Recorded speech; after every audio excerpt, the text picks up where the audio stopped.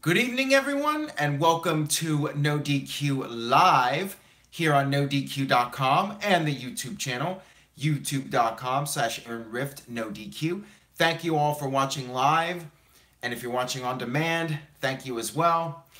So, we are now into the month of February. Today, in fact, is the 30-year anniversary of the main event when Andre the Giant defeated Hulk Hogan to become the WWE World Heavyweight Champion. Hulk Hogan's 4+ year reign came to an end on that night. And then after the match, Andre the Giant surrendered the Tag Team Championship, of course the WWE Championship, but Andre called it the Tag Team Championship, to the $1 Million Man, Ted DiBiase. That match, of course, known for the shenanigans with the twin referees, of course, Earl and Dave the Hebner. Entertaining angle back in the day. Here we are 30 years later. WWE is still running strong. We have Elimination Chamber coming up. How's it going, everybody? Thank you for tuning in. I had some very mixed feelings about Raw this week. For the most part, I felt like it was a very predictable, boring show. There were a few moments that piqued my interest. Demon of Death 19 says I'm glitchy. What else is new? Just another day here on NoDQ.com and YouTube. Some people seem to be happy about the outcome of the main event. I figured that was really the only way to go. I mean, the main event we had John Cena versus Elias versus Braun Strowman. Braun Strowman came off a hot week where he took out Kane. Kane was sent, of course, to the local medical facility, which Michael Cole screwed up tonight and called it a hospital during the recap. That was funny. Michael Cole's going to get fired now. No, he won't, but I still thought it was funny nonetheless. Caleb Jacobs just sent in a $10 super chat donation, so we're already 2 minutes into the video. Thank you, Caleb. I appreciate it. How did the table feel? So for those of you that missed it, yesterday I posted a video. I kept my promise. I put myself through the most stiff, vile table I could find. I just scouted the entire greater Portland metro area looking for this perfect table, a table that would be able to somehow be smashed through, and that's what I did. I put myself through the table. I am very tough. I survived that table. I managed to survive. Kayfabe Candy Ass is here. I am not doing another table spot. I am officially retired from doing stipulations after that video. Tony H says somebody should have added Jim Ross commentary. Hey, any of you are welcome to add your own commentary to that video and re-upload it. By all means, go ahead. I am now the table. I needed a helmet. Yeah, I mean, that was a dangerous spot, and I don't endorse doing something like that. Do not try to replicate what I did. That was incredibly stupid and idiotic, but it is what it is. That's the past. We're moving on to the future here. Moving on to Raw. The show opened up with a match. Believe it or not, we had Raw kick off with a match, which is something that doesn't happen all that often. We had Roman Reigns versus Bray Wyatt. Very predictable, though.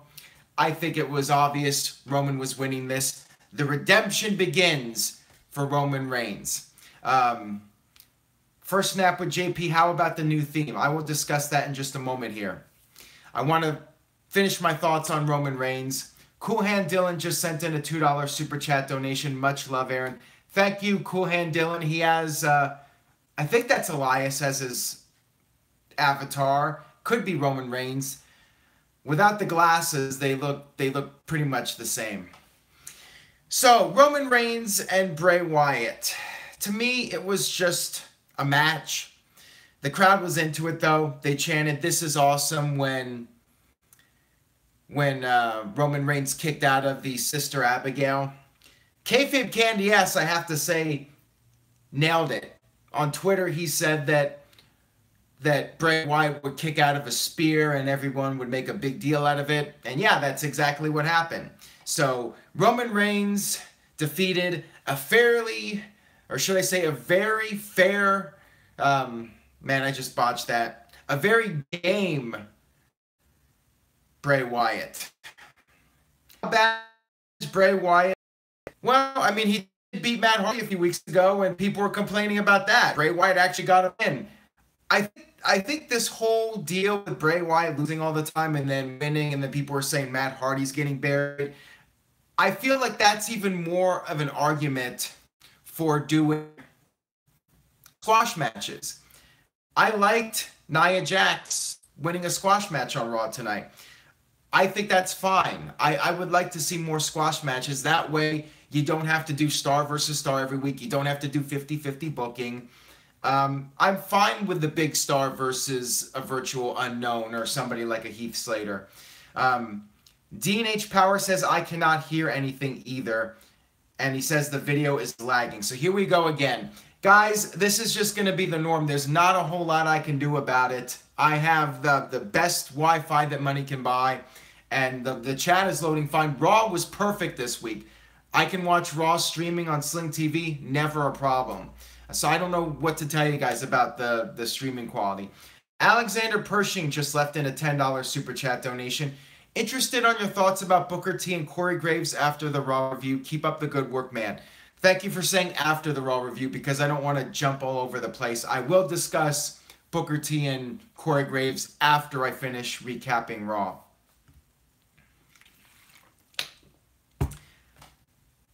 Maria says Wyatt is criminally underutilized. Well, yeah, I think we can all agree on that. I think Bray Wyatt should have turned babyface a long time ago.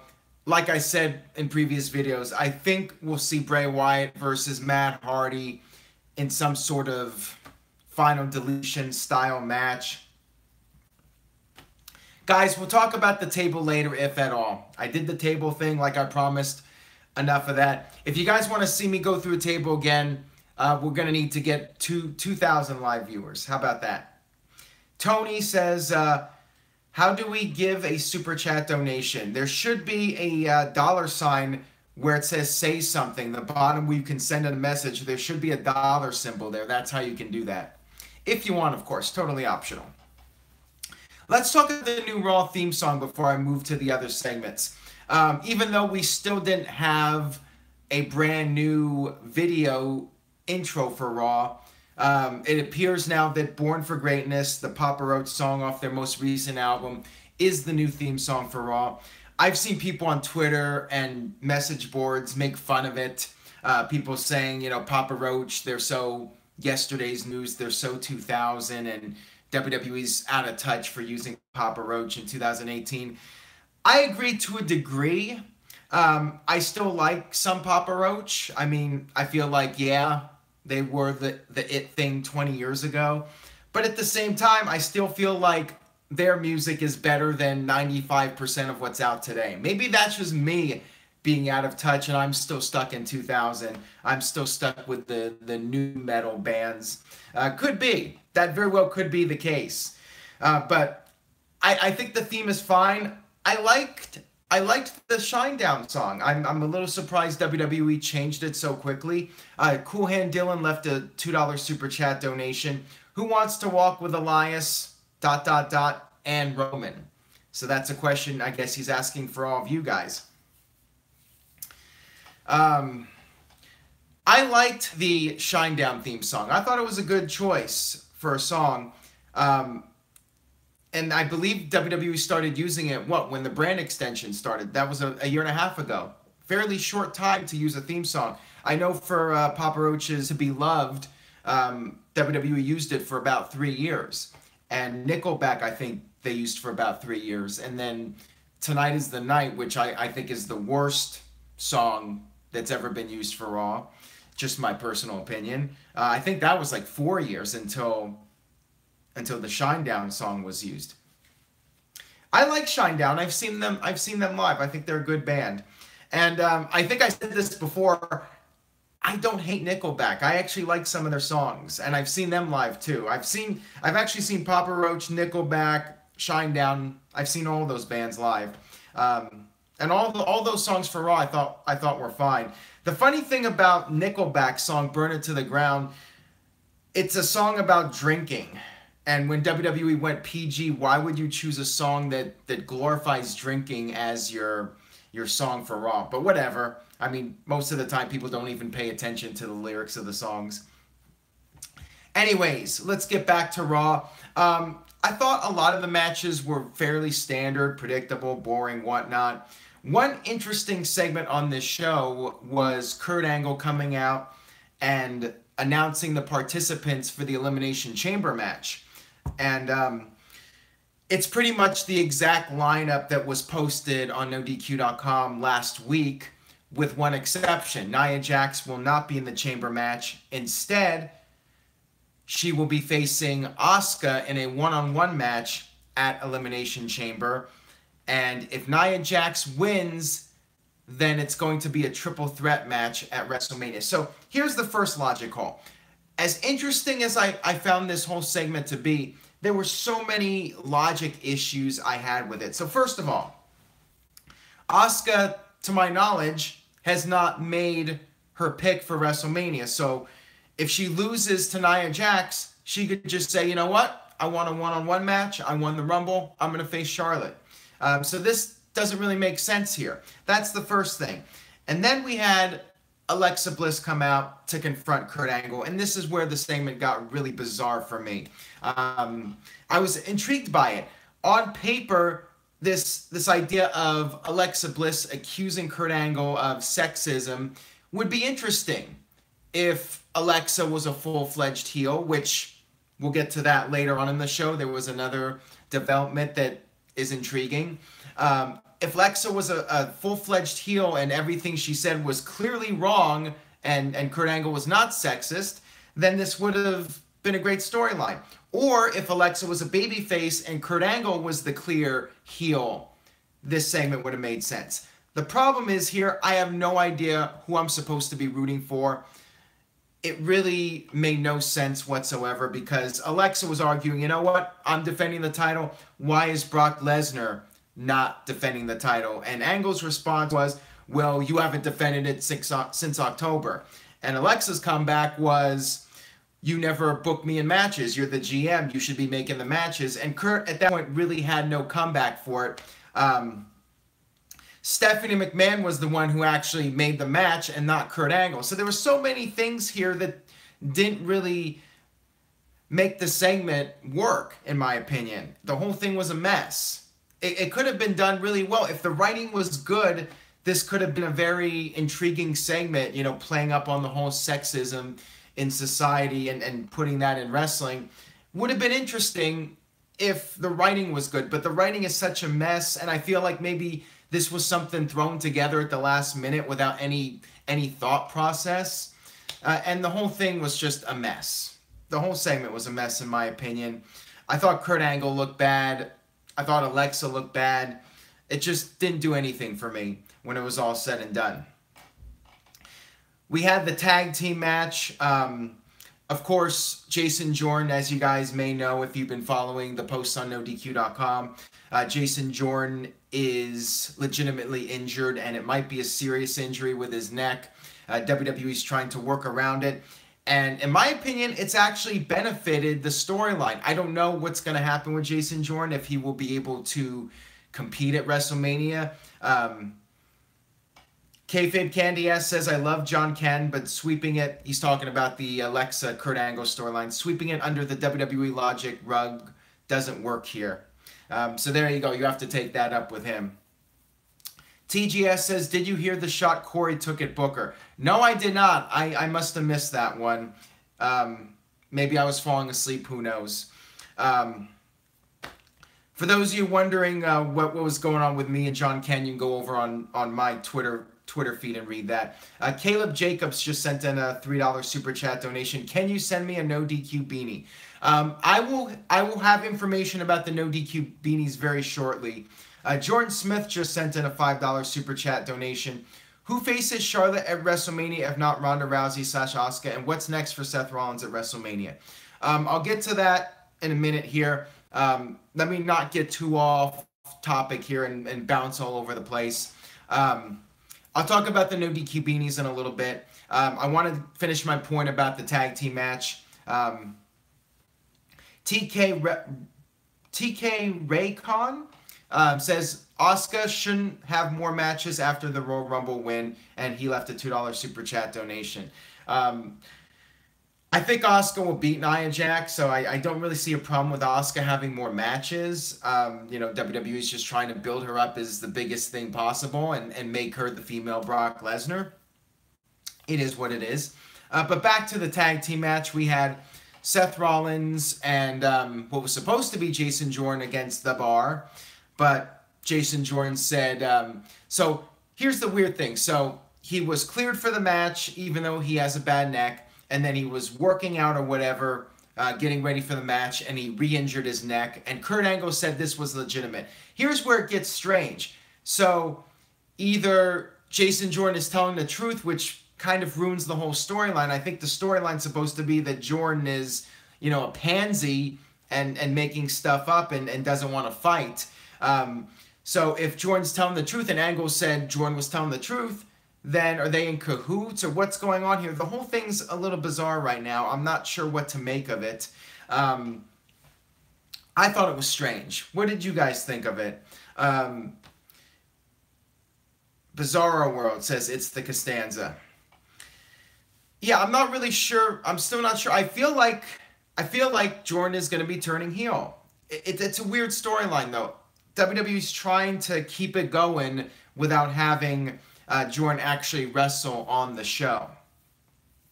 Kayfabe Candy S says Seth got like no enhanced hometown pop.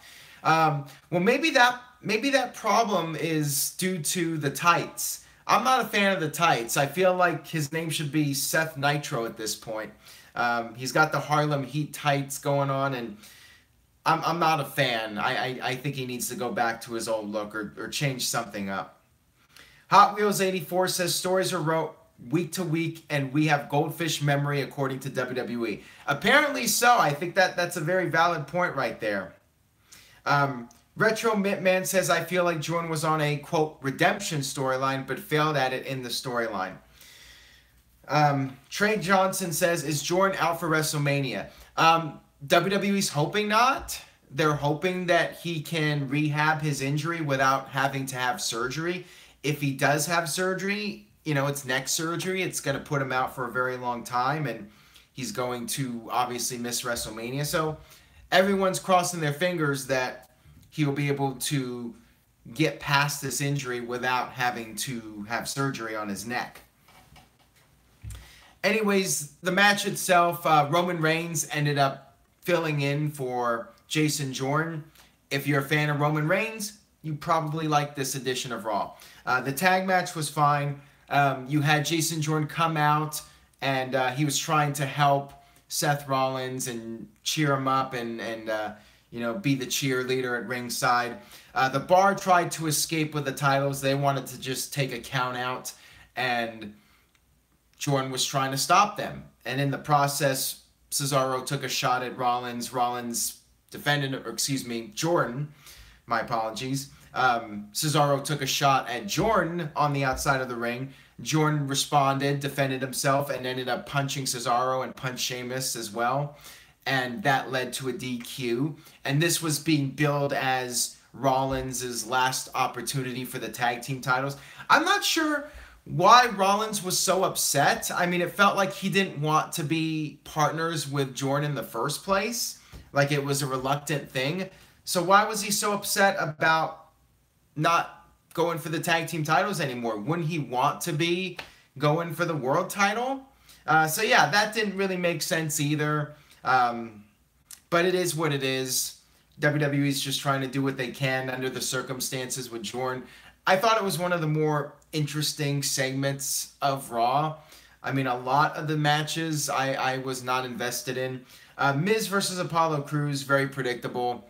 Figured Miz would win the match, and he did. He cut a good promo, but I'm not convinced Miz is winning that Elimination Chamber match. I highly doubt it. Highly unlikely in all likelihood. WWE did announce for next week a second chance match. And here's the other thing, the other big logic hole here. So you have 6 people in the Elimination Chamber match, but 3 of them, just 3 of them, get to compete for the right to be the last person to enter the chamber. Basically having the advantage, like number 30 in the Rumble, being the last guy to come in, being the freshest. 3 guys get that opportunity, Cena, Elias, and Strowman. Why those 3 guys? Why not the other 3 guys? Why don't all 6 guys get the opportunity? That made no sense to me whatsoever. Totally random, just throwing something out there with no reasoning behind it. I agree with Brian. Raw's getting progressively worse. They need a total creative overhaul. It's like there was hardly any kind of development and storylines on this show. And when there was, like with Angle and Alexa Bliss and with Jason Jordan and Seth Rollins, it didn't make any sense. It was just a mess. So it's like when WWE does try to advance storylines, the writing's so bad, it actually makes the show worse. I mean, I feel like if Raw just had wrestling matches, it would be a better show because the storylines, they need storylines, but when they try to do storylines, it makes the shows worse, if that makes sense. And I forgot to mention the women's match with Alexa Bliss coming out there to help Mickie James. Mickie James was against Sonya Deville and won the match, but then afterwards she was attacked by Absolution, Mandy Rose, and Paige was out there too. So it was 3-on-1 attacking Mickie James, and you had Alexa Bliss make the save for Mickie James. So what's going on there? Is Alexa Bliss turning face here? Is that why she came out and accused Kurt Angle of sexism, or is it a swerve? What's going on here? Very confusing. Asuka versus Bayley. No surprise there that Asuka won. Asuka defeated a very game Bayley. And that's pretty much all I have to say about that. There was a further, I guess it was a tease of dissension. It wasn't really clear what it was. It was Bayley and Sasha Banks. I guess the idea is that Sasha's playing back the footage and she's really frustrated about it and she's not able to shake the loss. And I guess it's teasing a heel turn. I think WWE should just pull the trigger on the heel turn already, but we'll see what happens. I really don't know what's going on with that. The whole show was just, I don't know. I was pretty underwhelmed with Raw this week. There was a cruiserweight match, fairly standard stuff. The only noteworthy thing was really Rockstar Spud, or whatever his name is now. I've already forgotten his name. Somebody's going to have to fill me in on his name again, because trying to remember everything that happened on Raw, I don't even remember Rockstar Spud's name. I thought he did all right. Drake Maverick. Terrible name. Such a terrible name. I've had almost a week to sit on that name, and I think it's awful. Just let him be Rockstar Spud. I mean, the fact that they would mention Rockstar Spud, which is interesting in itself because almost nobody watches TNA, and most people that know who he is know him from TNA. But you only have a couple 100,000 people watching Impact Wrestling. So WWE, it's funny because all these years WWE tries to ignore TNA's existence, but they'll say he was formerly known as Rockstar Spud, as if most of the people watching know who he is. So that was weird. That was really weird that they would acknowledge him as Rockstar Spud, that he was Rockstar Spud somewhere, but he's not Rockstar Spud in WWE. Why not just bring him in as Drake Maverick from the get-go and not even mention Rockstar Spud? That I don't get. Retro Mitman, were you more entertained by the 3-hour Nitro shows? People didn't like the Nitro shows when they were 3 hours. That was an argument for WCW's decline when you had 3-hour Nitros plus you had Thunder. It was just becoming too much programming even back then. and then you had Raw, and then you had SmackDown. It was just too much. So yeah, people were complaining about the 3-hour Nitros, definitely. And, you know, Russo was very much against, Vince Russo was against the idea of 3-hour Nitros, and that's why it moved back to 2. But unfortunately, WCW lost out the money from that 3rd hour of advertising, and that just further sent WCW into a downward spiral. And that's the thing about Raw today. It's 3 hours. I think we all can agree it's too long for a wrestling show. But the ratings and the viewership numbers are strong enough that USA Network's happy. USA Network is making money. They like having the extra viewership. It boosts up their numbers in the cable ratings war. So it's good for USA Network, and as long as USA Network wants it, WWE has to deliver it. I think people in WWE know it's not optimal. 2 hours is no doubt better than 3 hours. But because of the situation with USA Network wanting 3 hours, WWE has to abide by it. And that's just where we are in 2018. And as long as USA Network wants it, nothing's going to change. Mr. Heavy Metal Hero Dude says, hello, Aaron. How are you? I'm doing all right. To be honest, Raw gave me a bit of a headache, but here I am doing the video and got people watching at least, you know, 260 live viewers, and I've gotten some super chat donations, so I'm having a good time. I'm having a better time doing the video with you guys than actually watching Raw. But that's the way it is most of the time. I mean, I do enjoy talking to you guys and discussing wrestling and breaking down the show, what could have been done better, what was good, what was bad. It's always a fun time with you guys. So I appreciate you guys tuning in and watching. Again, if you enjoyed the video, please spread the word, tell a friend. We had the Revival against, it was Finn Balor, and I don't even remember if it was Anderson and Gallows. Again, somebody's going to have to fill me in on that. I already forgot. Raw was earlier tonight. I already forgot. It was Carl Anderson. Thank you, guys. Carl Anderson and Finn Balor defeated the Revival. So now it's 75-25 booking, I guess. Although with Finn Balor on the team, I guess it makes their team a little bit stronger. Whatever. The whole thing's just so silly. I just wish we'd have some storylines and make things a little bit more interesting to watch. I'm so indifferent at this point to everything going on during the show. Thoughts about WWE's post about The Rock on Facebook? I don't know what it is, so you'd have to fill me in on it. There's one more segment I got to talk about, which was the main event. I haven't really discussed the main event. Elias defeated John Cena and Braun Strowman in a triple threat match. You heard that correctly. Elias won. He beat Cena. He actually pinned Cena after Strowman did the work. So it felt like the Royal Rumble all over again. Elias won the match. Afterwards, Strowman beat up both guys with repeated power bombs.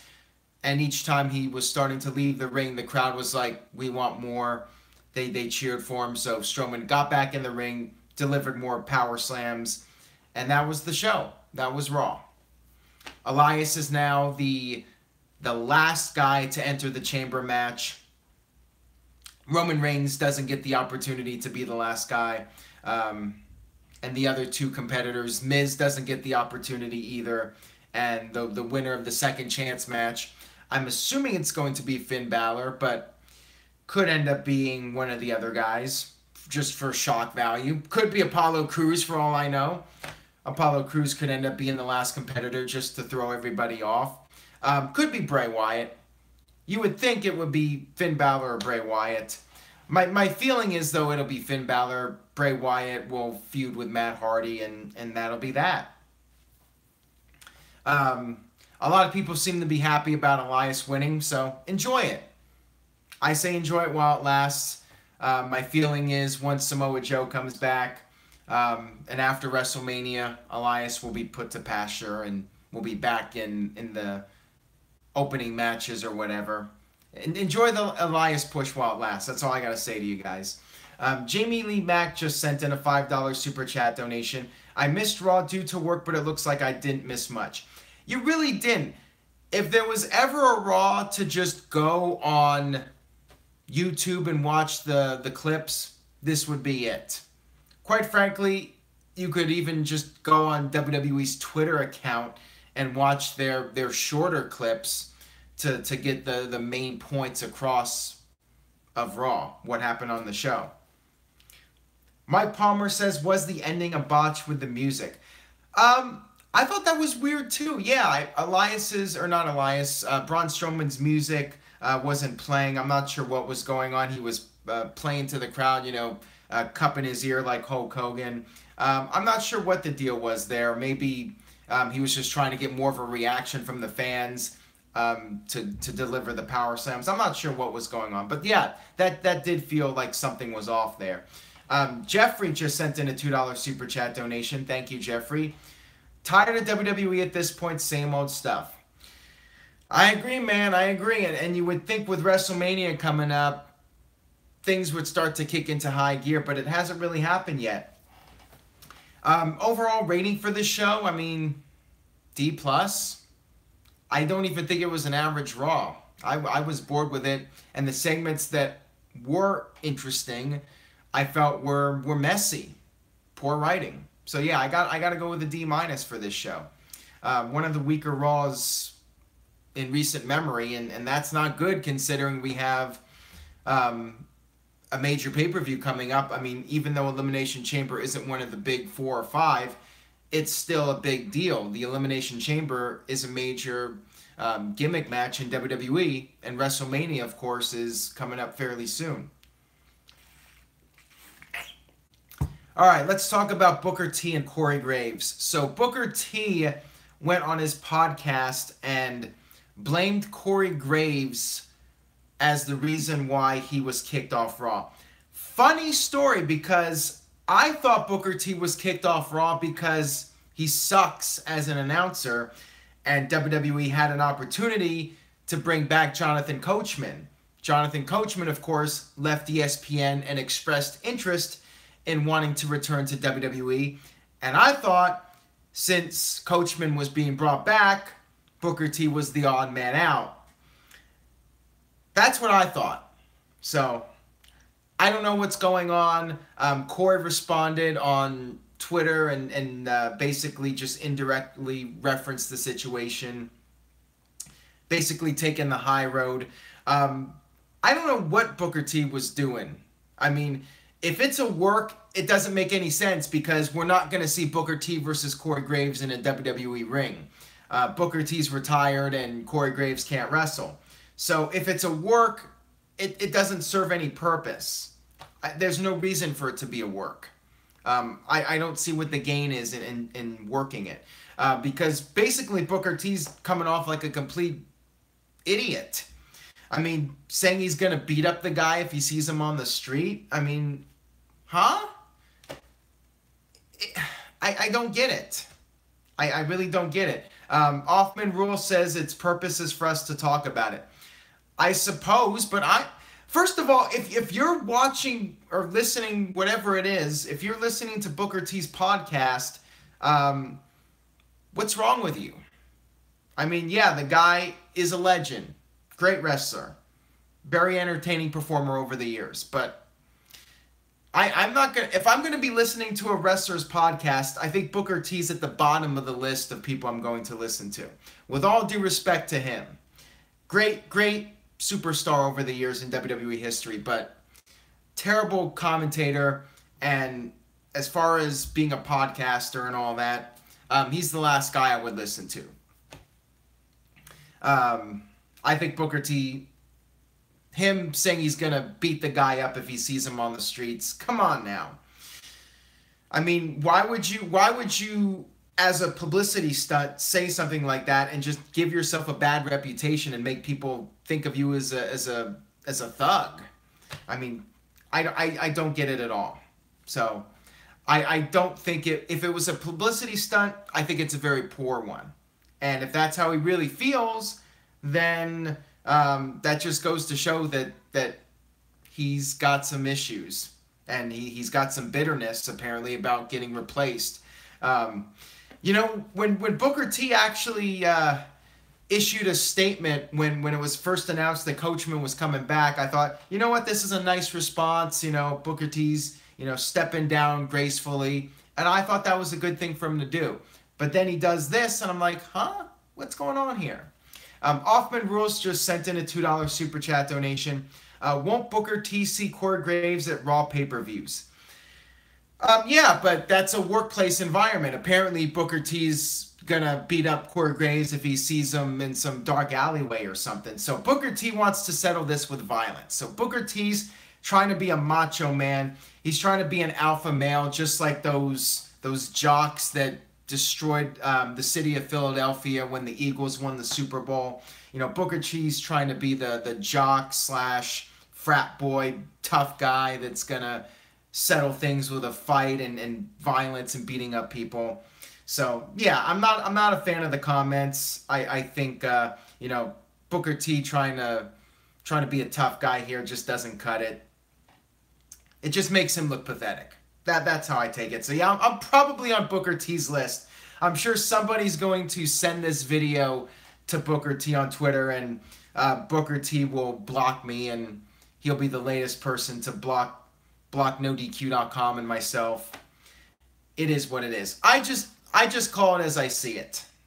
I'm just giving my opinion. You guys asked for my opinion on this, and that's my opinion on it.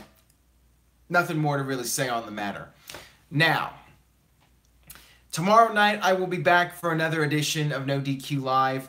The NoDQ beanies are coming. They are in production. I will have official details coming very soon. Jeffrey says, cool shirt, where did you get it? A friend gave it to me, so I actually don't know. I would assume if you Google it, Breaking Bad, Los Polos Hermanos with the chickens, you could probably find it. It is a Breaking Bad t-shirt. So yeah, the beanies are coming. Stay tuned for that. Stay tuned to NoDQ.com for the very latest. Thank you guys for tuning in. No, I am not hyped for The Walking Dead. I think that's the only show that's worse than Raw in terms of the writing at this point. But that's it. Send all your positive feedback to @AaronRift or your negative feedback. I'm sure I ruffled some feathers tonight with some of the comments I made. I was a bit salty, I admit it, but I wasn't a big fan of Raw, and sometimes that affects my mood for these videos. But again, thank you guys. Thomas McCarthy just sent in a $2 super chat donation. Thoughts on New York and New Jersey getting SummerSlam 2018 and WrestleMania 35. Not surprised about WrestleMania 35 being in New York. It seems to be a pattern where WrestleMania goes from the Northeast to Florida to Texas, back to the Northeast.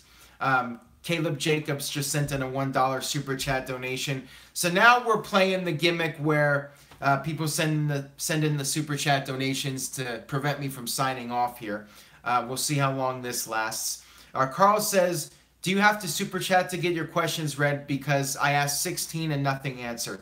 I apologize, Carl. I mean, these comments go by so quickly, and the super chat ones are colorful and bold.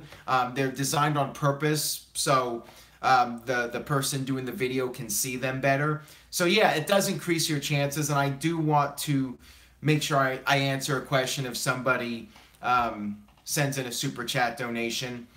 And keep in mind about WrestleMania, WrestleMania is going to be on the West Coast pretty soon. Once the Rams Stadium is finished, once the Raiders Stadium in Las Vegas is finished, 2021-22, around that period, we'll start seeing WrestleMania back on the West Coast. I like to see WrestleMania, I've said this before, you guys know this, I like to see WrestleMania in the Northwest, I should say, Seattle, or even Vancouver, British Columbia.